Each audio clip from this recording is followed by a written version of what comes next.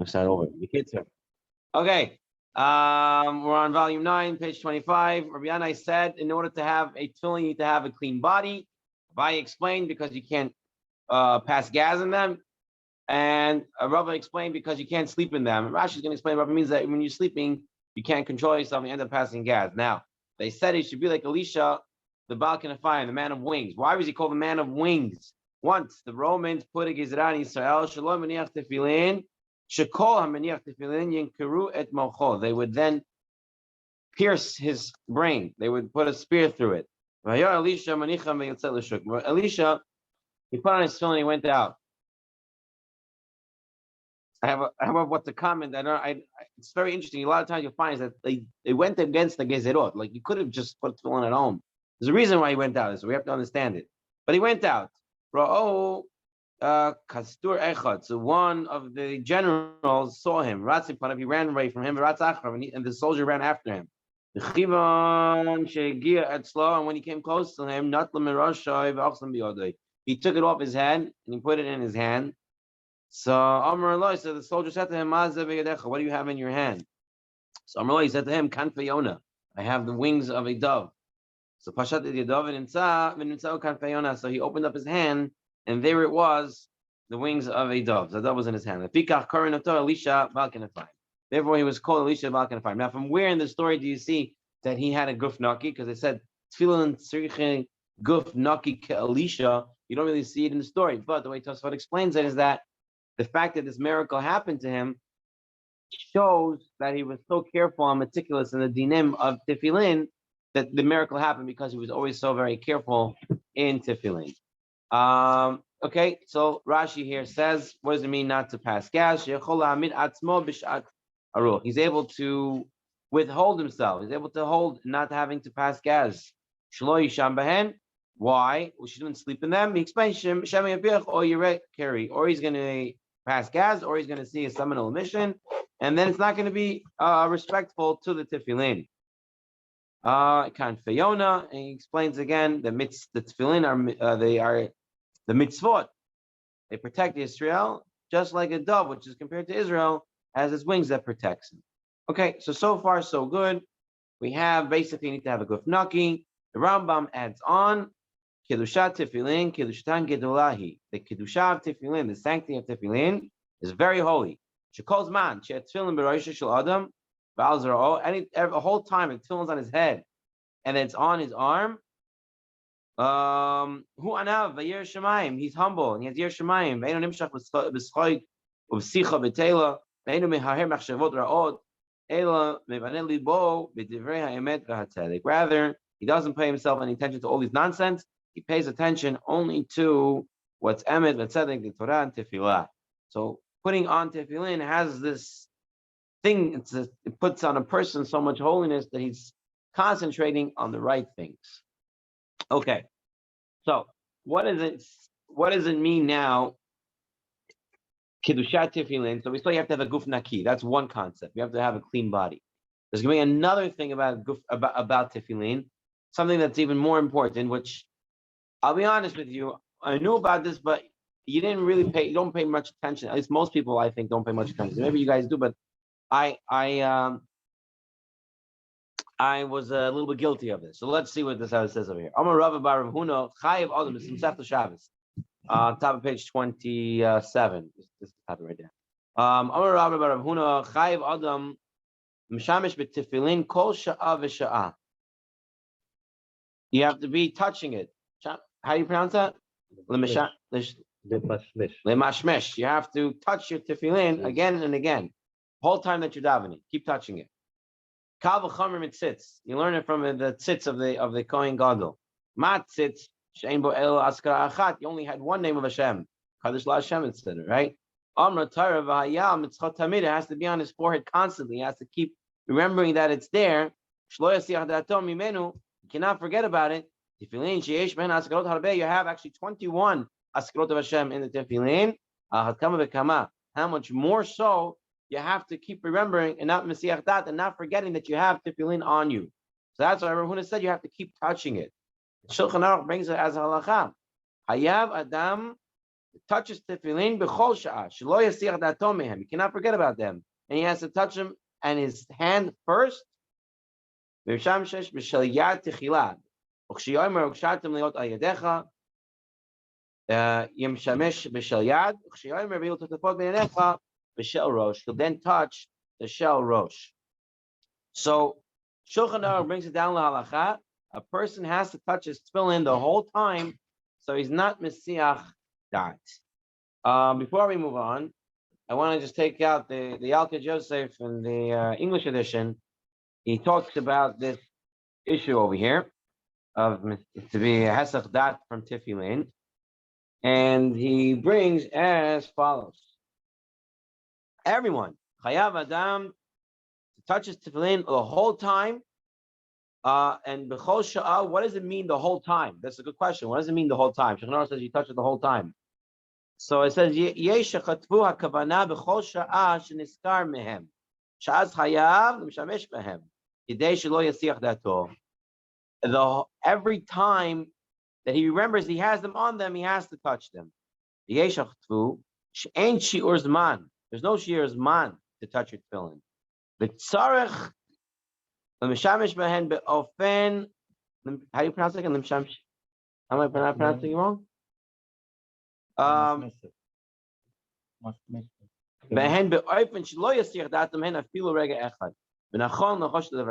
He says that you have to just keep touching it in order to not to forget. Not that when you remember you touch it, but rather keep touching it so you don't forget.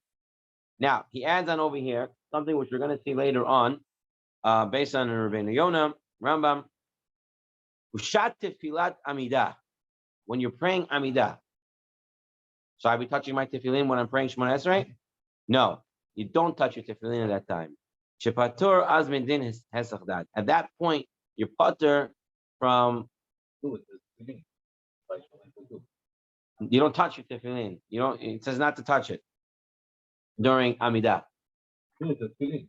Just to touch it, or just says tefillin on the top? On the top to remind you that you're wearing tefillin. But he says you don't have to touch it. He says as follows.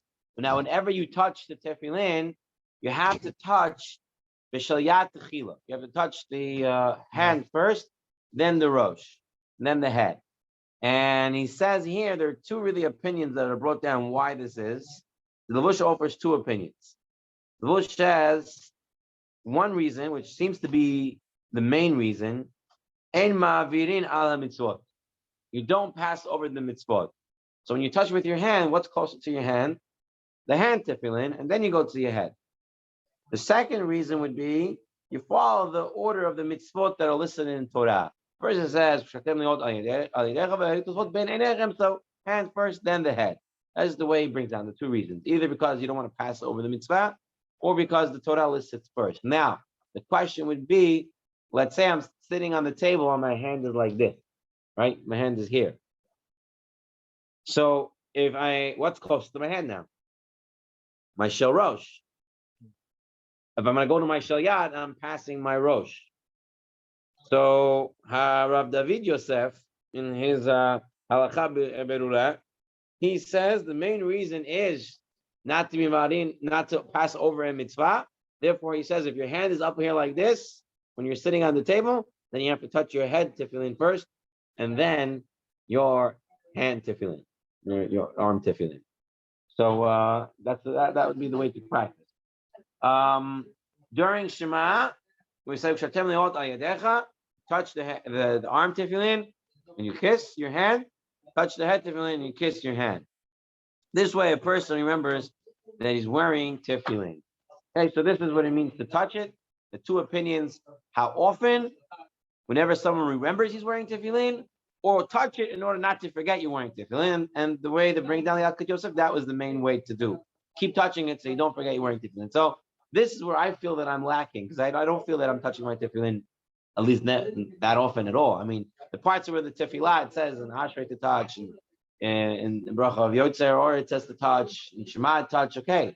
But to stop, touch, keep touching, I haven't done that. So I think this is something I need to improve in. is to be able to touch it. Do you have a question, Makil? Yeah, yes. I don't know if you've seen the Sidur Avodat HaKodesh. It keeps reminding you every 2 pages. Don't forget having mind Tefillin. Don't forget having mind Tefillin. Yeah, like every page or two, it gives you a reminder. Right. We're going to see that we're going to come and hopefully we're going to reach it tonight. Is exactly how do you define Hesach Dat of losing losing the idea that you're wearing tefillin? What does that mean? We're going to see that Rabbeinu Yonah takes a much lesser approach than the other Rishonim according to the Shagatzariah. So we're going to get to that in a few minutes. But good, yeah, that's why a lot of Siddurim do say that. You remember you're wearing tefillin. Okay. Moving on.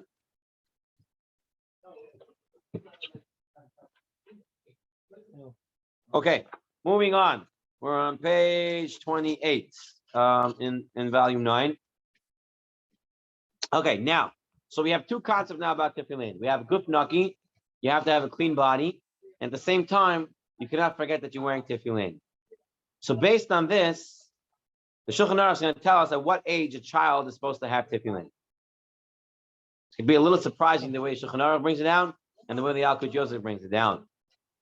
Katan hayodel lishmor tefillin betahara shlo yishan mishlo yapiach behem. A katan who knows how to keep his tefillin betahara, he doesn't pass gas in them, he doesn't sleep in them, and Ramah adds on mishlo yichnes behen lebeit hakisa, he doesn't go into a bathroom with them. He knows what it means kedushat tefillin. Chayav aviv liknot lo tefillin. A father has to buy him tefillin to train him to wear tefillin. So once the child understands Kiddushat tefillin and he understands how to keep a clean body, he's supposed to be wearing tefillin. Okay? The Ramah says, "V'yesh armem the high katan dafka shehu ben yud gimel." He has to be 13 years old. Ben yud gimel shanim v'yom echad. Chein nahagu ve'en lishnot. Ramah says it has to be 13 and don't change it. That's the way the Ramah brings it down. Shulchan Aruch didn't say. Shulchan Aruch said, as long as the katan knows what to do, the Yalkut Yosef says that this is really all based on a Gemara in Masechet Sukkah that says that his father has to buy for his child tefillin, and he brings down that most Rishonim learned this, that it means a real child, a child that's not bar mitzvah. And there's one Rishon that learns it to be a child who is bar mitzvah, and they're very, and a lot of Achronim are very wondered why the Ramah chose the one Rishon who said it has to be 13 years old, because none of the other Rishonim learned the Gemara this way. So let's see what the Mishnah Berurah actually says on this topic. And he says v'achshav, and now nahagu lahaniach beis gimel chadoshim koydem hazman. Today he says in Europe, in the times of Mishnah Berurah's time, that people would start putting on tefillin on their children 2 or 3 months before they got bar mitzvah, in order to practice, in order to know what to do. You can't put on tefillin that day. The achshav, and he brings from the Aruch HaShulchan, the achshav matchilin b'chodesh koydem. Today people start a month in advance. And there are those who don't start even. Shulchan's yard side. Which day?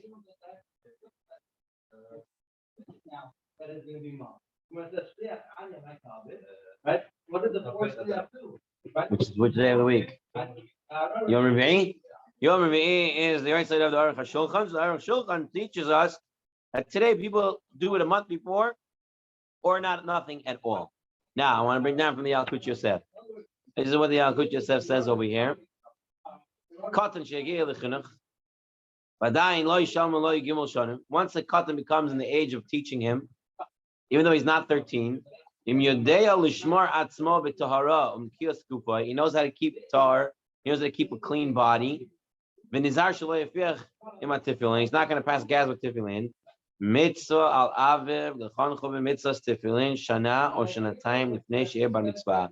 The father is obligated to buy him tefillin a year or even 2 years in advance. In fact, the Or L'Tzion, Chacham Ben Zion Abba Shaul actually said even more. Even already, if he's 7, 8, and he knows how to keep it, his father already has to get him tefillin. V'chein minhag b'nei Edut HaMizrach b'Eretz Yisrael. It's like kol mi sheyodei lishmor nikiyot gufo. Amongst everyone who knows how to keep guf naki. So the Yalkut Yosef brings down that a child, 11, 12, should be ready be wearing tefillin. Normal children understand kedushat tefillin. Normal children can be taught how to keep a guf naki. So as such, they should be wearing tefillin. So now, I'll tell you that when I was bar mitzvah, I started putting on tefillin about a month in advance to my bar mitzvah, like the Aruch HaShulchan says. My father gave me my tefillin about a month in advance, and I started wearing it. With the bracha? Yeah, you're practicing with the brachas. You're practicing everything else with the bracha. So you put on tefillin with the bracha. What did you guys do? Anyone remember how you did it? A month in advance, 3 months in advance, 5 years in advance? What was it? The Bukharians have tefillin banan. What do they call it the day you put on the tefillin? Tefillin bandon. So it becomes a big thing. Everyone has to come and wrap it. The guy makes 1,000 straps on his arm, but everybody has to come and wrap it. What? Okay, so I just want to comment from the Yalkut Yosef on page 269, the English edition of Tefillin. He says over here that you have to put it on, just like we brought it down. A child who's younger, who knows how to keep, has to put on tefillin. He brings down the Masechet Sukkah. He says it's from there. He says he's surprised. The Beit Hadash already was surprised. The Bach was surprised in the Ramah that he chose the opinion of the Itur, who was the only one who said it. The Gemara is talking about a 13-year-old that the father has to buy him tefillin. Everyone else says it's someone who's younger. Now, the Arizal, the Eitz Chaim, the Arizal seem to be saying a child should not be putting it on only once he turns 13. Based on the Arizal, there's opinions to keep it until he's 13. That's about Hasidim. They're very makbid not to put on tefillin until the child is 13, exactly 13. Then they'll put on tefillin, based on the Arizal. But even by Hasidim, they would say if the child is a orphan, he doesn't have a father, then they'll tell him to put on tefillin even a year early. This way, his putting on tefillin would bring mitzvot for his father and help him in the next world. What about today? Today, what do people actually do? He brings here that in Eretz Yisrael, they start putting on by the Sfaradim 1 or 2 months before. Those who follow the Moran Shol Tzion, who follow Chacham Ovadia, and those who have a minhag from Morocco already start years before. They can already start years before. Yeah, 2 or 3 years before. And he brings the Ashkenazi custom, but most Ashkenazim, they do already 2 months in advance. But by Hasidim, the day of. And I think most Sfaradim, even today, most people are putting a month in advance. That's what people do. If you want to follow Chamabaji, you're more than welcome. Welcome to do that. He brings, though, here very important that parents should know that putting tefillin has nothing to do with the bar mitzvah party. Some non-religious people or not so religious people think that you only put on tefillin the first time when you make the bar mitzvah party. So until you make the bar mitzvah party, they don't put on tefillin. Everyone has the tefillin wrapping. Everyone has to come and do it on camera. If you don't do that on picture, if you don't get it, then you can't start putting on tefillin. Then it happens, the boy's bar mitzvah, he's not putting on tefillin. So it's important to instruct people who are not so religious, but they try to do the right thing, that the tefillin ceremony has nothing to do with the bar mitzvah boy. The bar mitzvah boy has to start putting on tefillin before the actual party. Yes, Malkiel. Since Sephardim follow a result for the laws of prayer, and tefillin is you wore when we pray, so shouldn't we follow our result too in this case? So you're asking a good question. 13, not to be on the safe side, You're asking a good not question. To come to sin. You're asking a good question, but it's in klale of halacha. If there's a sefer that Rabbi Yitzchak Yosef put out, and Yitzchak, and in there he talks about klale hara, how to paskin. We do use the Arizal, but we don't use the Arizal for everything. We follow more Moran Bet Yosef over the Arizal. Certain times we'll follow the Arizal when he's not arguing. It's more like the Chumrah, it's something added, something extra. But we don't follow the Arizal straight down the road. We don't do that. We don't do that. Otherwise, we're doing a lot of different things. We don't do that. We follow the halacha, and we try to incorporate. And depending if there are other minhagim, other people who say that or what or not, then we combine it. We might follow the Arizal. So there are ways when we follow the Arizal and when we don't. So this is not one of the places where we would follow the Arizal, so to speak. And with Sfaradim, I don't think most people. He brings down most people. He says in the Syrian community in Flatbush, they start putting on the tefillin on the boys 6 months before their bar mitzvah. So that's their minhag. Everyone does their minhag. But we should be putting it on. Like I said, I put it on. I remember I put it on a month in advance. I was very excited. I put it on.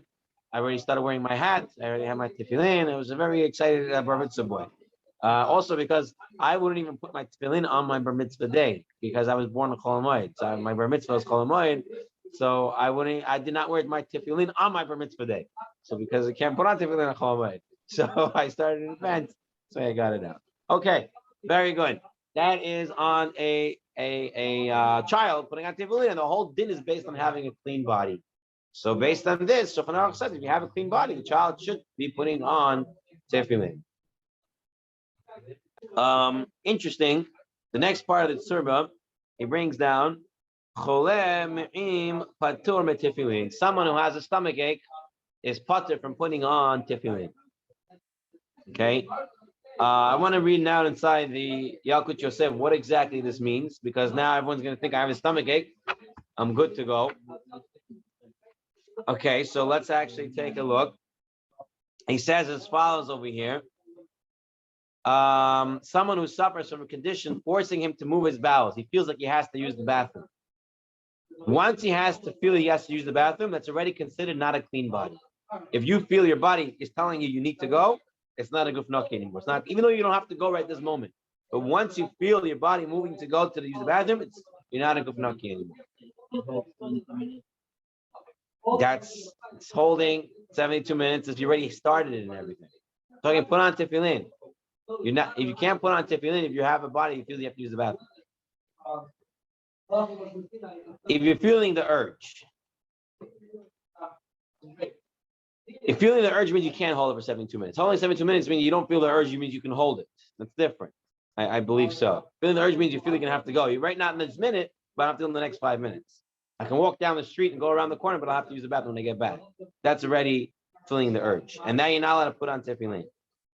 Someone who took a laxative, he has to go for surgery or something, and they have to clean his bowels out. Can't put on tefillin because he's going to be using the bathroom often. You cannot ignore your condition. You cannot say, I have to put on tefillin and just ignore. Can't.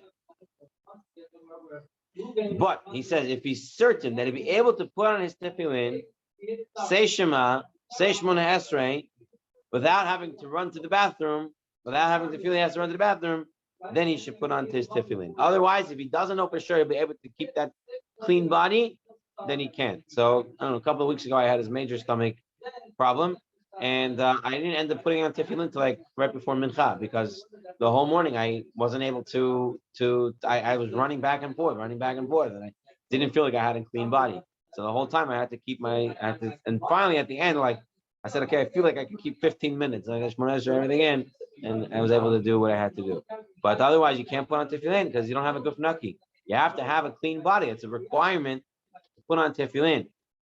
And a clean body also includes making sure that the person after using the bathroom, they clean themselves properly. There's no schmutz on them. You have to make sure they wipe themselves appropriately. The same thing if a person has to break wind, he has to pass gas. He feels he has to pass gas, he doesn't have a gufnaki. He can't put on tefillin. They say, here it brings down in halacha, that if his gas that comes out doesn't have any smell, then it's not a problem. If he knows that his gas that comes out doesn't have a smell, most people smells. Only special individuals that don't smell. So those people will be allowed to keep the tefillin on. If a person can control himself, he knows he has to pass gas, but he's able to keep it and hold it, and able to daven, then he could.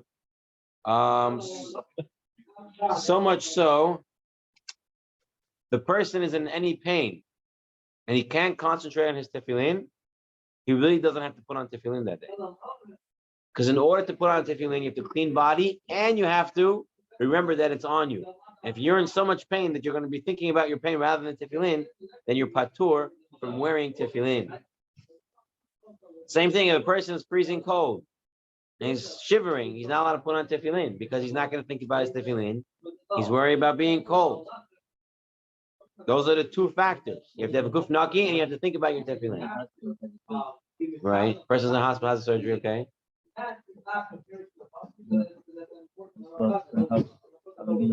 If he's pain-free or he's able to tolerate, and as long as if he can say I can think of my tefillin even though I'm in pain, then he can wear it. But if he says my pain is too strong,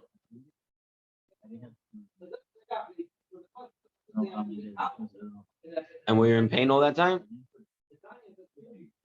Which hospital were you in? So if you were in Maimonides, we have a whole tefillin. We have a tefillin guy goes around giving tefillin all day. I used to have his number on speed dial. Right. So you were a potter. If you couldn't concentrate, you were a potter from tefillin. Okay. Let's move on a little more. What about sleeping while wearing tefillin or with tefillin placed nearby? Okay, so either you have tefillin on you or you have tefillin somewhere next to you. Sleeping. Let's see. Brings from Masechet Berachot. Tanu Rabbanan lo yachazon tefillin biyadoi b'sefer Torah b'zroi v'yitpalel. Person should not hold tefillin in his hand, or he shouldn't hold sefer Torah in his hand and daven. When you're praying Shemona Esrei, you can't be having anything that requires your attention to hold. You have to pay only attention to the prayer. Any person should not hold it and use number one, make number one. You shouldn't sleep in them. Not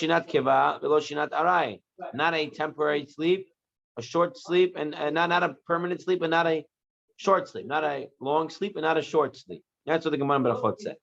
Now, Masechet Sukkah is a little bit different. Tanahar, that we have one place is taught Yashana damit tefillin shinat arai avalo shinat kiva. A person is allowed to sleep with his tefillin, a small sleep, but not a long sleep.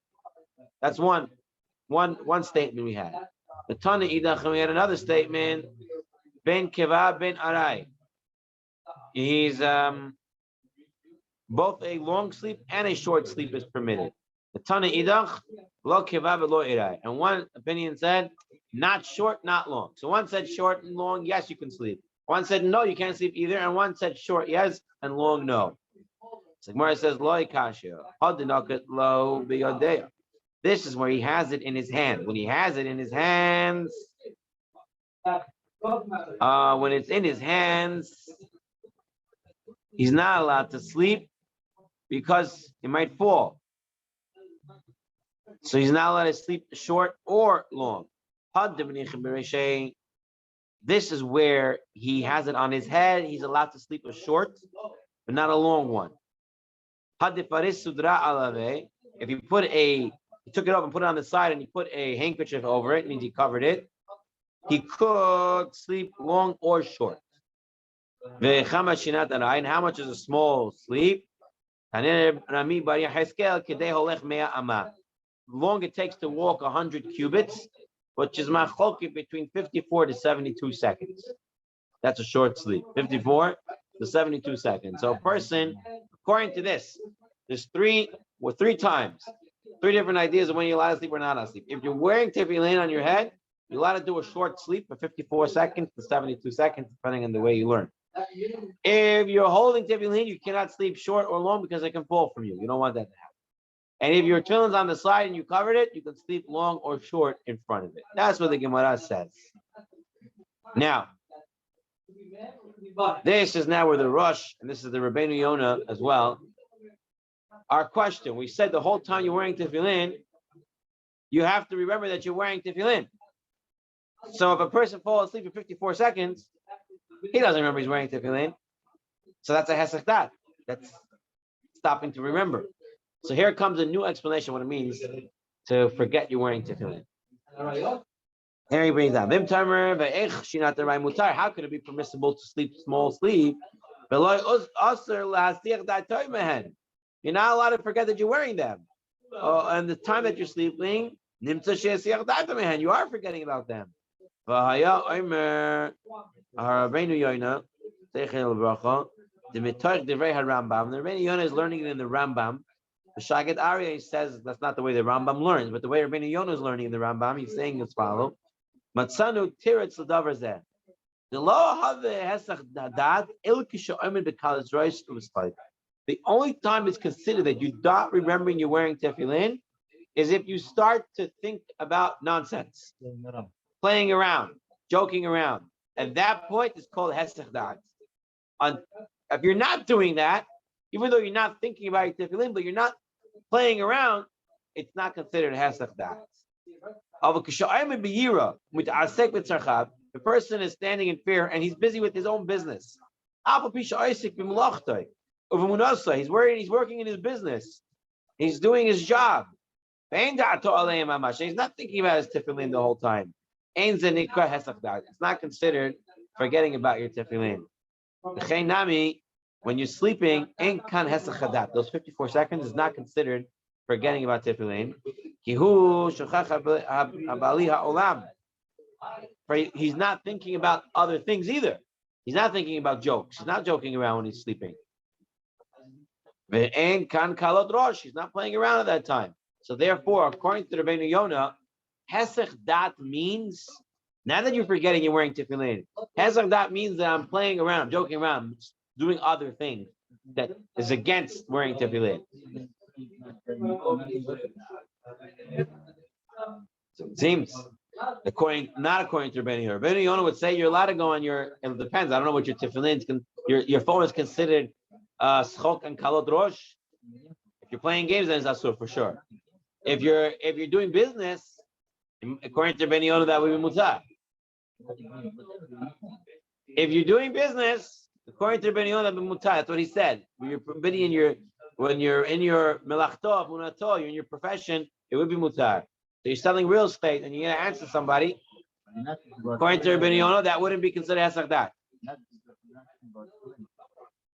That he said that's okay, as long as you're not joking. Okay. You're serious when your business. You're doing serious. You're serious. Yeah.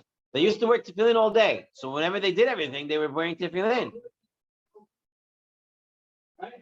So that's the way the Rambam wants, the way the Rabbeinu Yonah wants to learn. The Rambam, when bringing down this din from the Gemara, he says you have to have one condition for sleeping in your tefillin for 54 seconds. What's the condition? Tefillin tzrichen guf naki, she'ezer shelo titzami menu, ruach milmata kol zman she'el malav. You have to have a guf naki when you're wearing tefillin, so no wind can come out of you. Lefikach aser lisham b'hem. If you're not allowed to sleep, lo shinat kvav, lo shinat arai, not a regular sleep, not a short sleep. Ela, except im haniach alein sudar v'lo hayata imo isha. Only if he's putting something over his tefillin to remind him that his tefillin is there and his wife is not there. Then he's allowed to sleep a temporary sleep for 54 seconds. And how does he sleep? He puts his head in his knees and he sleeps for 54 seconds. What? He puts his head in between one's knees. Comfortable. That way he won't sleep too long. It's not comfortable. So you Right. get up right away. So I think you put your knees up to your head. I was thinking about it also. Hey, it's very hard to put your head to your knees. No? I guess you put your knees up to your head and you sleep like that for 2 seconds with the, so they're going to say it's the talit over the head. You put your talit over the head, over the tefillin, and then you sleep for 54 seconds. According to the Rambam, that would be enough. Now, before we move on, hold on one second. Before we move on, I want to just bring down, that was the Rabbeinu Yonah's way of learning what hesach dat is. There is another opinion of what hesach dat means. And we actually use both opinions. According to the way the Ramban and the way the Shagid Aryeh learns the Rambam and others, hesach dat is considered as soon as he forgets that he's wearing his tefillin, even if he's involved in another mitzvah.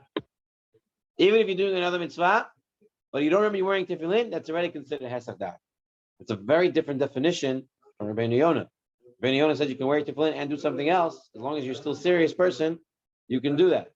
But according to the other opinions, the Ramban and others, it's considered hesach dat once you forget you're wearing your tefillin. So let's review. Before we go on, let's go to Shulchan Aruch. Shulchan Aruch on page 32. Calls manchet film the right is right. Also, lisham behem feel sheinat aray. Now let's sleep in them with a small sleep. Ela im heniach aleim sudar v'lo imo isha eloita imo isha. He put something over his head, and there's no woman there with him. Yisham behem sheinat aray. He can sleep a small sleep. Then how does he do it? He spits his knees, his head between his knees, and he sleeps that way for 54 seconds. So that's what he brings down from over here. The Piskei Teshuvot says here that people who fall asleep with their heads upon their upper arms, as he says, he says over here as follows: there's an argument to be made in defense of those who doze lightly with their heads upon their arms, even if it is longer than 54 seconds, while the tefillin is upon their heads or arms. And it's unnecessary to awaken someone who dozes with his tefillin, so long as it is clear the person has not fallen into a deep sleep. He brings down from the Kabbalists that a person should never sleep with his tefillin, even for a moment. So according to Kabbalah, it's a bad thing to sleep in his tefillin, even for a second. Let's look in the Alkut Yosef what he says about sleeping in his tefillin, just to augment what we're learning here. He says here as follows: it's forbidden to sleep or to doze off even for a moment while wearing tefillin on the head or arm, since when you're sleeping you might be able to pass gas. You can't control yourself. It's permissible to doze off if one covers the tefillin with a talit or some scarf over it, since then it will keep him conscious enough to realize that he's wearing tefillin, and he'll not pass gas. It is forbidden to doze off in bed together with one's wife or wearing tefillin, even if he covers them, since they might start in marital relations, intimate relations, so therefore you cannot do that.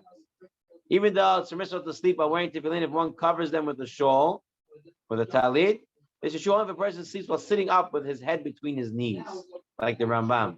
He may not sleep longer than the time it takes to walk 100 cubits, which is 54 seconds. So it seems to be you can sleep for 54 seconds, as long as you you're conscious enough to wake up. So exactly, it's like, what is it? You can't really sleep for 54 seconds. But if someone in shul is dozing off and he wakes up every couple of seconds, you don't have to wake him up completely, because he's you could sleep in your tefillin for 54 seconds, so you don't have to keep waking him up. So, unless he's falling into a deep sleep, then you have to wake him up. So you shouldn't wear it. Just to review about holding the tefillin in the hands when sleeping, it's forbidden to sleep even momentarily while holding tefillin in one's hands, for the fear that it will drop. If the tefillin are wound around the person's hand in such a manner that it won't fall, so tefillin is somehow wrapped around his hand, not he's wearing it, but it's wrapped around his hand that it won't fall, then he's allowed to. Even though he might break wind, he's not wearing his tefillin. So the person took his tefillin and put the bayit over here and he wrapped it like this, and he wants to sleep, he could. It won't fall, so it's okay to sleep. And even if he passes gas, he's not considered wearing tefillin, so therefore there will be no problem. Likewise, if someone holding his tefillin in a bag, the Syrians call it kuracha, right? He keeps it in the bag, you're allowed to go to sleep, even if you're holding it, because if it falls, it's not a problem if it's in the bag. That's what he brings down over here. Malkia, I saw you had a hand up.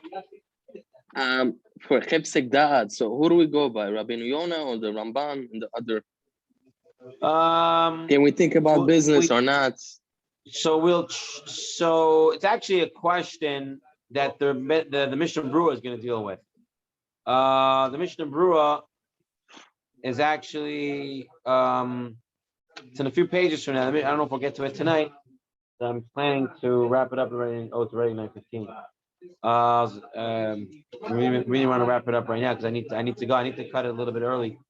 So the Mishnah Berurah asked the question. He says nowadays, maybe when they wore tefillin all day, we can go with the Rabbeinu Yonah because they wear it all day. It's impossible that they can't do their business or do anything else. But he says today we don't really wear the tefillin all day. So maybe we should be like the Ramban, be very careful. He says, though the Shulchan Aruch doesn't bring it that way, you'll see a lot of even snack with your tefillin. As you, whatever snack you're allowed to eat outside the sukkah, you're allowed to eat with your tefillin on. So we see that you're allowed to do things like the Rabbeinu Yonah. In fact, you don't need to have kavanah of your tefillin when you're praying Shemona Esrei. You don't need to have kavanah tefillin when you're learning Torah. You don't need to have kavanah of your tefillin if you're paying attention to the words of your tefillah, even not in Shemona Esrei. So it seems to be going like the Rabbeinu Yonah. You're allowed to have hesach dat as long as you're still serious. So it seems to be more in the way of Rabbeinu Yonah when we're doing other mitzvot, and in the halachot of eating. And it seems to be going like the Ramban when we're talking about sleeping and other things like that. That even if a little bit, and the Mishnah Berurah actually says that Rabbeinu Yonah would agree that is once he goes off seriousness, if he goes off mitzvot, it's already considered hesach dat.